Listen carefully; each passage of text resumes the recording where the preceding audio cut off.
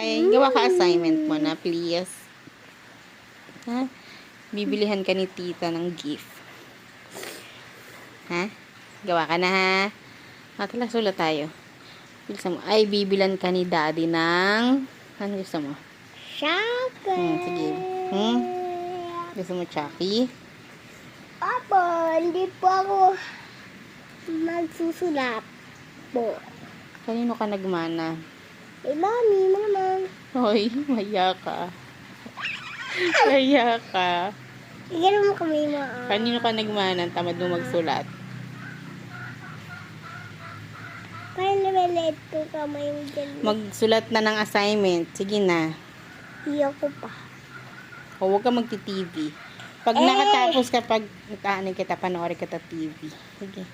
Di yan at trauma? Opo, basta tapusin mo yung assignment mo. 6 na yon, ang dami na. Saka, si Peps. Hindi yun.